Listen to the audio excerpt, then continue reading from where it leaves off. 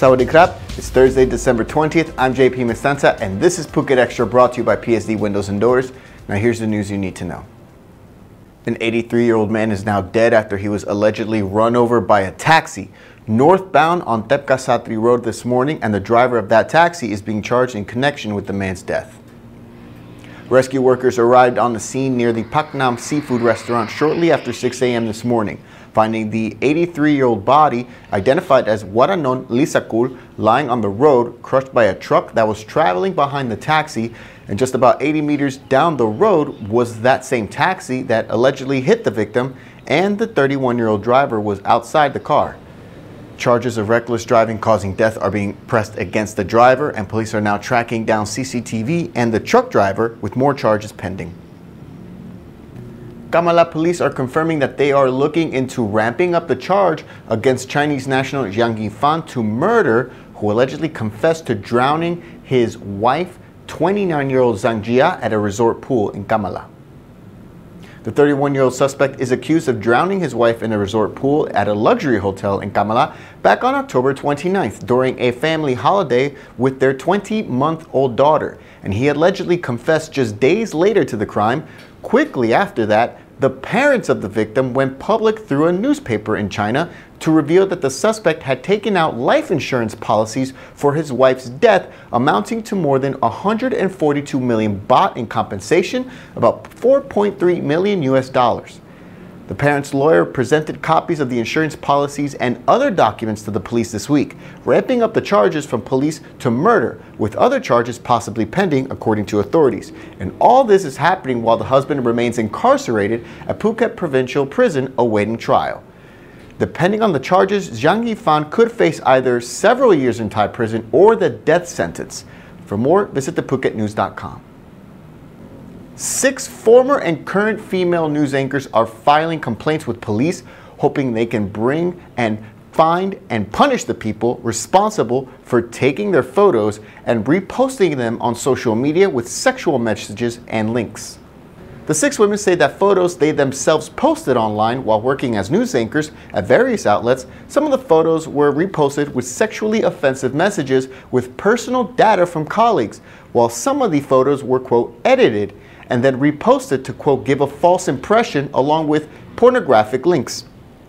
One of the anchors said the offender's actions were, quote, sexual harassment and violation of human dignity. Police say that there are 2 crimes here. The first is defamation, which is when unedited photos were reposted with sexual language, while the other was computer crime, which is when the photo is edited. Sit tight, Phuket Extra will be right back after this.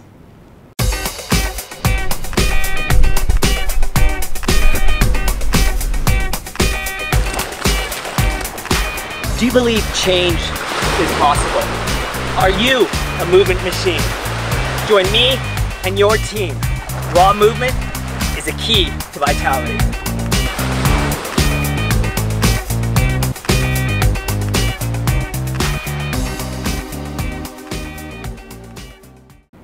Welcome back to Phuket Extra.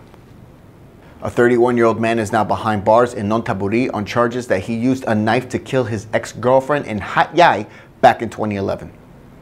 31-year-old Setawut Punsiri Ratanakul was picked up at a condo building in Nonthaburi shortly after midnight on Tuesday night on an arrest warrant issued in Songkhla back in July of 2011, claiming that he had stabbed his ex-girlfriend, 27-year-old kindergarten teacher Sunicha Inchuai, at a resort in Hat Yai that same year.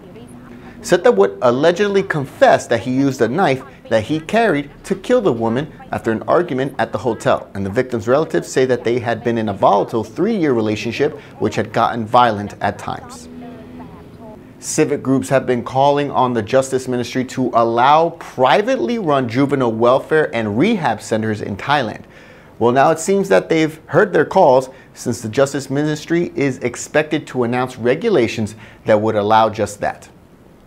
According to reports, the ministry will announce a new regulation very soon, with privately run juvenile facilities allowed as early next year, in the hopes that they would help provide better treatment options for the nearly 4,000 juvenile delinquents nationwide.